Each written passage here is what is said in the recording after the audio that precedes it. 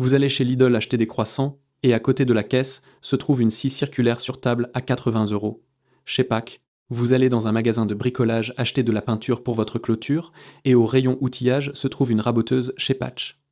Vous ouvrez un site de vente en ligne et cherchez un compresseur. Chez Pâques, Hornbach, chez Pâques, Kaufland, chez Pâques, Bricomarché, chez Pâques, Amazon, chez Pâques. Cette marque est littéralement partout. Dans chaque magasin de bricolage, dans chaque discount, sur chaque site. Et pourtant, si vous demandez au Français moyen qui est chez Pâques, vous obtenez un haussement d'épaule. Une entreprise allemande quelconque, ils font probablement de l'outillage bon marché, c'est sûrement un peu comme Parkside, non? Non, chez Pâques n'est pas comme Parkside. Chez Pâques, c'est une toute autre histoire, plus ancienne, plus complexe et à bien des égards plus intéressante. Car chez Pâques est une entreprise qui, au cours des 30 dernières années, a subi une transformation si radicale qu'il n'en reste presque plus rien à part le nom, et pourtant, elle génère 385 millions d'euros par an et croît plus vite que la plupart de ses concurrents. Aujourd'hui, je vais vous dire qui se cache vraiment derrière chez Pâques, où est fabriqué cet outillage, pourquoi vous le trouvez dans chaque magasin, de Lidl à Hornbach, et si ça vaut le prix. L'histoire commence en 1927. Joseph Szepacz, né en 1887, fonde une petite entreprise à Niederauno, un petit village de Bavière, non loin de la ville de Günzburg. C'est l'époque de la République de Weimar. L'Allemagne se relève de la Première Guerre mondiale. L'économie est instable, l'inflation folle. Et Joseph Szepacz fait ce que fait tout artisan avisé en pareille époque.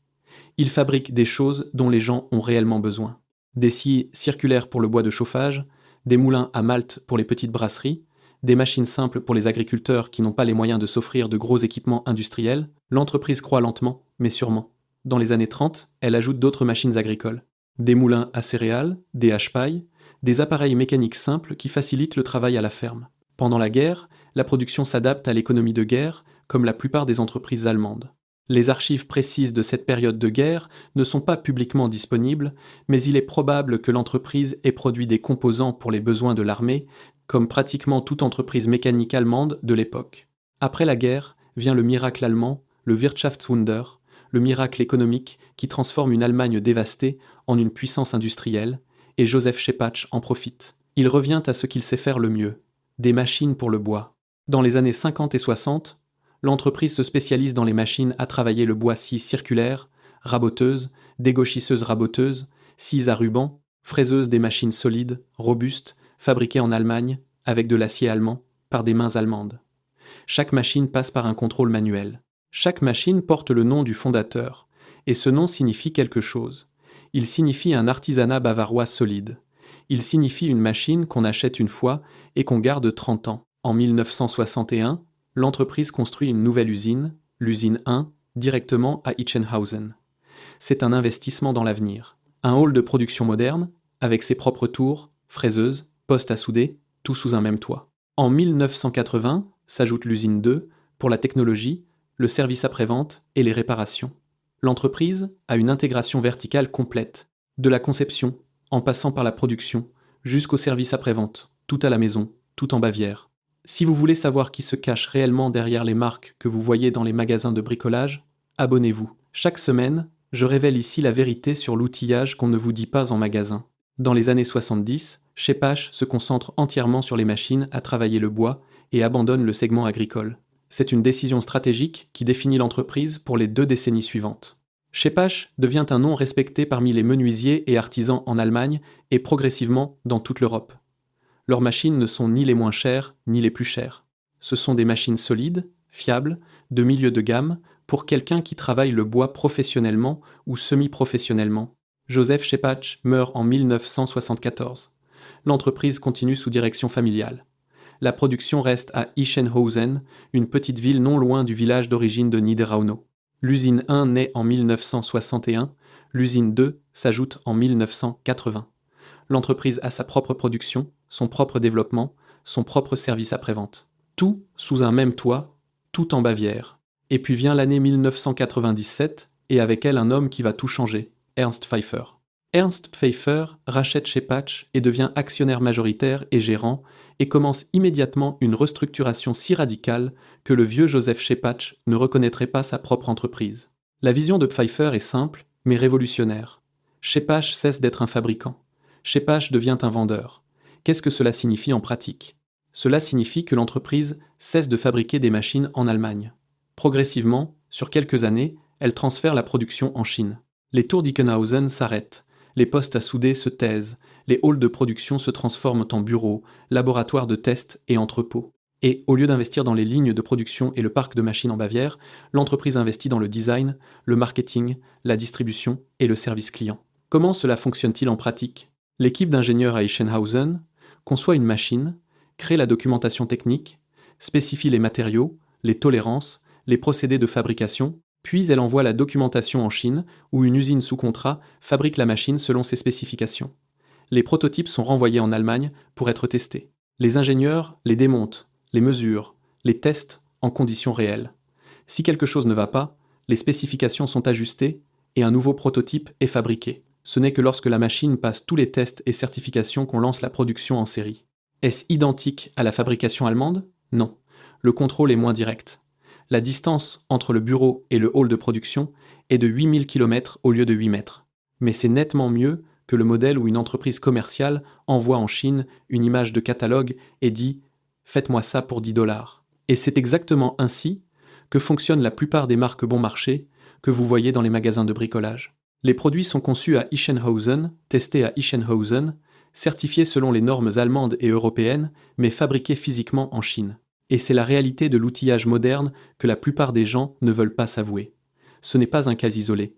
Parkside fait pareil, Heinel fait pareil, Fieldman fait pareil. Tout le segment de l'outillage bon marché et de milieu de gamme fonctionne sur ce modèle. Cerveau allemand, main chinoise. Mais Shepach l'a fait avant la plupart des autres et l'a fait de manière plus systématique. Et c'est ici qu'arrive le moment clé. En 2005, Pfeiffer fonde une filiale à 100%, Woodster GmbH. Woodster, retenez ce nom car Woodster est la raison pour laquelle vous trouvez aujourd'hui Shepach chez Lidl. Woodster GmbH est une entreprise créée dans un seul but, vendre de l'outillage via les chaînes de discount et les magasins de bricolage. Alors que la marque Shepach conserve sa position dans les magasins spécialisés et auprès des clients professionnels, Woodster est la petite sœur moins chère qui va dans les supermarchés. Sous la marque Woodster se vend de l'outillage conçu spécialement pour les amateurs, pour les bricoleurs du dimanche, pour les gens qui ont besoin d'une scie circulaire 2 fois par an et ne veulent pas y mettre 200 €. Mais voici la partie astucieuse. L'outillage Woodster est conçu par la même équipe que Shepach, dans le même bureau, avec les mêmes ingénieurs.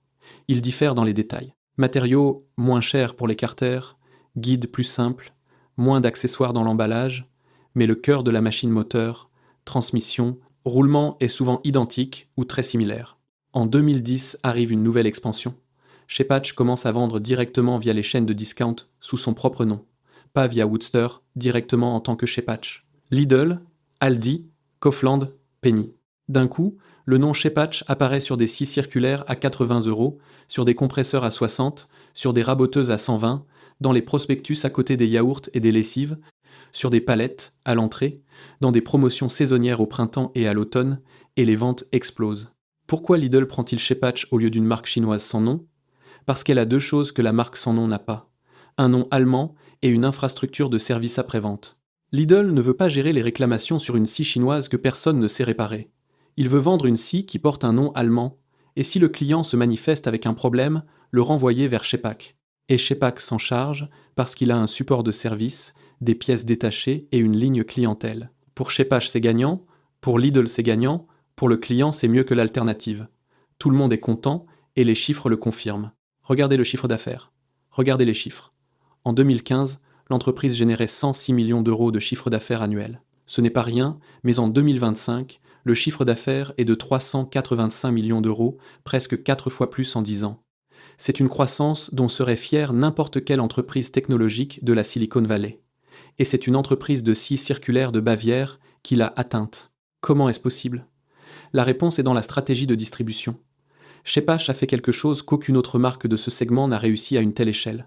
Il a couvert tous les canaux de vente à la fois. Magasins spécialisés, magasins de bricolage, discount, sites en ligne, partout, simultanément, sous un seul nom. Parkside, vous le trouvez seulement chez Lidl, Fieldman seulement chez Kaufland, PowerPlus seulement dans certaines chaînes, mais Shepach est partout. Chez Lidl, à côté de Parkside, dans un magasin de bricolage à côté de Bosch, chez Hornbach à côté de Makita, en ligne à côté de DeWalt, sur Amazon à côté de Milwaukee. Une seule marque, tous les canaux, c'est la stratégie de Pfeiffer, et ça fonctionne. Et maintenant la question que vous voulez entendre, est-ce que Shepash est un bon outillage? Est-ce que ça vaut le prix?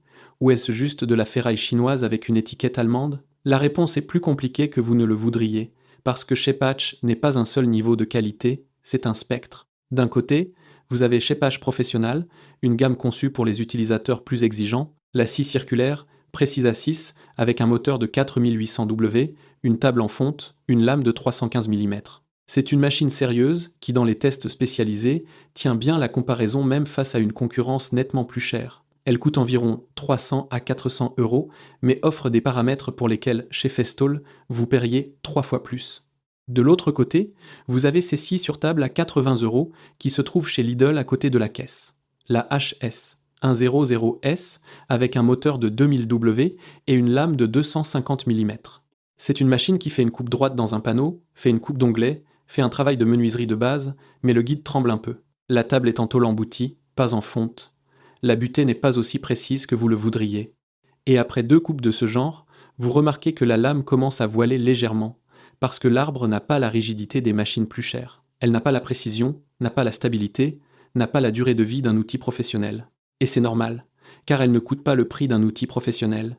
Elle coûte le prix de 3 pizzas au restaurant. Et si vous en attendez la performance de 3 pizzas et non celle d'un restaurant, vous serez satisfait. Entre ces deux extrêmes, il y a toute une gamme. Des raboteuses qui, pour 130 euros, font un travail solide sur du bois tendre, mais pour du chêne dur, il vous faut quelque chose de plus puissant. Des compresseurs qui suffisent pour un usage domestique, mais pas pour de la peinture professionnelle. Des fendeuses de bûches qui, pour 200 euros, fendent des bûches que vous fendriez sinon en 1 heure à la hache. Des générateurs, des bétonnières, du matériel de jardin. Shepash a plus de 300 produits dans son portefeuille, et la plupart se situent dans ce point idéal où le prix et la qualité ont du sens pour le bricoleur amateur. Et c'est là le point que la plupart des gens ne comprennent pas. Le Shepack de chez Lidl n'est pas un mauvais outil. C'est un outil pour son prix. Si vous avez besoin d'une scie circulaire pour couper quelque chose une fois par mois dans votre garage, un Shepash à 80 euros est amplement suffisant. Si vous construisez une cuisine et avez besoin d'une précision au dixième de millimètre pour 100 coupes par jour, il vous faut un Festool ou une Makita, et vous paierez en conséquence. Le problème survient quand les gens achètent un Shepash à 80 euros et en attendent la performance d'un outil à 800 euros. Et puis ils écrivent sur un forum que Shepash, c'est de la ferraille. Ce n'est pas de la ferraille. C'est un produit pour son prix. Et pour son prix, c'est probablement ce qu'il y a de mieux sur le marché. Pourquoi ? Parce que derrière Shepash se trouve une équipe d'ingénieurs qui conçoit des machines depuis 90 ans. Ils ont leur propre développement, leurs propres tests, leurs propres certifications. DIN et ISO 9001. Ce n'est pas une phrase marketing, c'est une norme internationale de gestion de la qualité qui exige des processus documentés depuis la conception jusqu'au contrôle de sortie. La plupart des marques de chez Lidl n'ont pas cela. Parkside n'a pas sa propre équipe d'ingénieurs. Fieldman n'a pas son propre développement. Ce sont des entreprises commerciales qui sous-traitent la production à des usines chinoises et reçoivent ce qu'elles reçoivent. Shepack sous-traite la production à des usines chinoises selon ses propres spécifications, avec son propre contrôle qualité et ses propres testeurs. Est-ce une différence ? Oui. Est-ce identique à la fabrication allemande ? Non, mais c'est plus que ce qu'offre la majorité de la concurrence à ce niveau de prix. Et maintenant, un autre aspect dont on ne parle pas. Le service après-vente et les pièces détachées. Ici, Shepack a un avantage énorme, parce qu'ils sont à Ischenhausen. En Allemagne, ils ont un entrepôt de pièces détachées de 20 et un 1000 carrés-mètres à Günzburg. Quand quelque chose casse sur votre Shepack, vous avez une chance décente de trouver la pièce. Essayez de trouver une pièce détachée pour une scie Parkside de chez Lidl vieille de 2 ans. Bonne chance. Grizzly Tools, qui fournit Parkside pour Lidl, est un fantôme. Une adresse en Allemagne, aucun entrepôt de pièces réelles, aucun service après-vente. Sur les forums, vous trouvez des dizaines d'histoires de gens qui ont essayé pendant des mois de trouver un balai de charbon, un interrupteur ou un câble de rechange pour un outil Parkside et ont finalement abandonné et acheté un neuf. Certains ont été remboursés par Lidl s'ils avaient le ticket de caisse et étaient dans la période de garantie. Mais après la garantie, terminée, à la poubelle. Chez Echt, la situation est similaire. Marque tchèque, fabrication chinoise, support de service minimal. Quand le moteur de votre tondeuse Echt lâche après 3 ans, trouver un moteur de rechange est une loterie. Parfois ils l'ont, parfois non. Parfois vous attendez 3 mois. Chez Shepack, vous appelez la ligne clientèle qui fonctionne les jours ouvrables. Vous donnez la référence du modèle, ils vous disent s'ils ont la pièce en stock, combien elle coûte et quand elle arrive. Ce n'est pas un service au niveau de Festool ou Makita où l'on vous envoie la pièce le lendemain, mais c'est un service qui existe et c'est, dans le segment de l'outillage bon marché, plus que ce qu'offre n'importe qui d'autre, c'est la différence fondamentale que la plupart des gens ne réalisent pas jusqu'à ce que leur machine tombe en panne. Le prix d'un outil, ce n'est pas seulement ce que vous payez à la caisse, c'est aussi ce que vous payez quand quelque chose se casse. Et chez Shepatch, vous avez au moins la chance de le réparer. Chez Parkside, vous avez la chance de le jeter et d'en acheter un neuf. Mais revenons à la question de la distribution. Pourquoi Shepatch est-il partout? Pourquoi le trouve-t-on aussi bien chez Lidl que chez Hornbach, chez Kaufland que sur Amazon? Comment une marque peut-elle se trouver à côté d'un Parkside à 80 € et en même temps à côté d'un Bosch à 300? La réponse est dans la façon dont Pfeiffer a structuré le portefeuille. Shepatch n'a pas une seule gamme de produits, il en a plusieurs, et chacune cible un canal de vente différent. Pour les discounts, Lidl, Aldi, Kaufland. Il produit des machines simples, agressives en prix, avec des accessoires limités. Fonction de base, matériaux de base, prix de base. Ces machines se vendent en saison, en promotion, à côté des produits alimentaires. Le client les achète de manière impulsive parce qu'elles sont bon marché et portent un nom allemand. Pour les magasins de bricolage, un magasin de bricolage générique, Hornbach Bauhaus, il produit une gamme intermédiaire. De meilleurs guides, de meilleures tables, plus d'accessoires, une durée de vie plus longue. Ces machines coûtent 30 à 50% de plus que les versions discount, mais offrent une expérience utilisateur nettement meilleure. Pour les magasins spécialisés et les sites de niche, ils proposent la gamme Professional table en fonte, guide précis, moteur puissant, des machines qui tiennent la comparaison avec Metabo ou le Bosch Vert à un prix plus avantageux.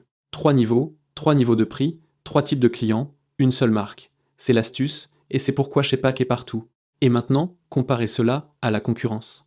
Makita ne vend que via les magasins spécialisés et les sites de niche. Festool seulement via des revendeurs agréés. DeWalt seulement via des canaux professionnels. Ces marques refusent de se salir avec le discount et elles ont de bonnes raisons pour cela. Si Makita se mettait à vendre des perceuses chez Lidl, elle perdrait le prestige pour lequel les artisans paient un supplément. Parkside ne vend que via Lidl, Fieldman que via Kaufland. Ces marques n'ont pas d'autre distribution. Elles sont enfermées dans un seul canal. Shepatch se trouve au milieu. 20 secondes. Cette chaîne n'a pas de sponsor, pas de rédaction, pas d'argent d'entreprise. Ce sont des heures de travail, de vérification et d'écriture. Chaque épisode représente du temps que personne d'autre n'investit en français dans ce domaine. Concurrencer les grandes chaînes est difficile, et la seule chance de continuer, c'est vous. Vous ne changerez pas le monde, mais vous pouvez faire en sorte que la vérité ne reste pas seulement dans la tête des gens qui ont peur de la dire à voix haute. Même une petite somme aide. Le code QR est à l'écran et maintenant retour. Shepatch a un pied dans les deux mondes, il est à la fois dans le discount et dans le magasin spécialisé, il est à la fois bon marché et professionnel, et ainsi il couvre un marché que personne d'autre ne couvre. Le client qui commence avec une scie de chez Lidl à 80 € et qui, 2 ans plus tard, achète un Shepatch professionnel à 400 € parce qu'il connaît déjà le nom, lui fait déjà confiance et n'a pas besoin de sauter chez la concurrence. C'est la véritable histoire de Shepatch. Ce n'est pas une histoire de qualité, ce n'est pas une histoire de prix, c'est une histoire de distribution. De la façon dont un homme, Ernst Pfeiffer, a pris une entreprise bavaroise de 90 ans, fabriquant des machines à travailler le bois, a transféré la production en Chine, a créé 3 gammes de produits pour 3 types de clients et les a fourrés dans chaque magasin d'Europe, de Lidl à Hornbach, de Kaufland à Amazon. C'est cynique, peut être, c'est intelligent, sans aucun doute, et ça fonctionne. Regardez les chiffres. 385 millions d'euros à partir d'une entreprise de scie pour bois de chauffage issue d'un village de Bavière. Joseph Shepatch n'en croirait pas ses propres yeux. Mais il y a encore un détail qui mérite d'être mentionné. Shepatch a reçu en 2022 le prix Top Job. C'est une récompense décernée par le Centre pour l'attractivité des employeurs en Allemagne. Shepatch s'est classé parmi les meilleurs employeurs dans le segment des entreprises de taille moyenne. Les employés ont évalué positivement l'ambiance familiale, la stabilité et l'approche de la direction. Une entreprise qui a délocalisé sa production en Chine est considérée en Allemagne comme un excellent employeur parce que les gens à Ischenhausen ne travaillent pas sur un tour. Ils conçoivent des produits, les testent, gèrent la qualité, vendent, font le service après-vente et ce sont des postes mieux payés et plus intéressants que d'opérer une ligne de production. Alors, que retenir de tout cela? Plusieurs choses. Premièrement, Shepatch est une entreprise allemande légitime avec une histoire de 90 ans. Ce n'est pas une marque inventée dans le bureau d'une agence marketing. Elle a des racines, une tradition, une infrastructure d'ingénierie. Deuxièmement, la production est en Chine. comme pour la plupart des outils de cette catégorie de prix. Ce n'est pas mauvais en soi, mais il est important de le savoir pour avoir les bonnes attentes. Troisièmement, la qualité varie selon la gamme de produits. Le Shepak Discount de chez Lidl n'est pas la même chose que le Shepak Professional du magasin spécialisé. Le nom est le même, la machine non. Quatrièmement, le service après-vente et les pièces détachées sont un point fort. Contrairement à Parkside, Fieldman ou Echt, Shepatch a une véritable infrastructure de support client. Cinquièmement, pour son prix, c'est probablement ce qu'il y a de mieux sur le marché, pas le meilleur outil, mais le meilleur rapport entre ce que vous payez et ce que vous recevez. Et dans le segment de l'outillage bon marché, où la plupart des concurrents offrent une machine chinoise sans support, Shepatch est une machine chinoise avec un support allemand. Et cette différence se remarque au moment où quelque chose cesse de fonctionner. Un dernier détail. En République tchèque et en Slovaquie, Shepatch est l'une des marques d'outillage stationnaire les plus vendues. Scies circulaires, raboteuses, scies à ruban, tours à bois. Dans ce segment, ils détiennent une part de marché énorme. Pourquoi ? Parce qu'en Europe centrale, la tradition du bricolage domestique est plus forte qu'en Europe de l'Ouest. Les gens construisent, réparent, fabriquent, et ont besoin pour cela d'outillage qui ne coûte pas une fortune, mais qui tient plus d'une saison. Et c'est exactement ce qu'offre Shepatch. Est-ce que Shepak est la même machine que celle que Joseph Shepak fabriquait en Bavière dans les années 50 ? Non. Cette machine n'existe plus. Nulle part au monde vous ne pouvez l'acheter au prix auquel se vend aujourd'hui Shepak. Mais c'est la chose la plus proche que vous puissiez obtenir pour 80, 130, 200 euros. Un nom allemand, un développement allemand, une fabrication chinoise, un service européen, c'est la formule de l'outillage moderne. Et Shepatch l'a maîtrisé mieux que la plupart des autres. Si vous avez une expérience avec Shepak, bonne ou mauvaise, écrivez-la en commentaire. Ces expériences réelles ont plus de valeur que n'importe quel test. Et si cela vous a plu, abonnez-vous. La prochaine fois, nous regarderons une autre marque que vous voyez dans chaque magasin et dont vous ne savez pas qui se cache derrière. Et comme toujours, je vous dis la vérité de l'atelier, parce que la vérité est la seule chose qui vaille quelque chose dans ce métier.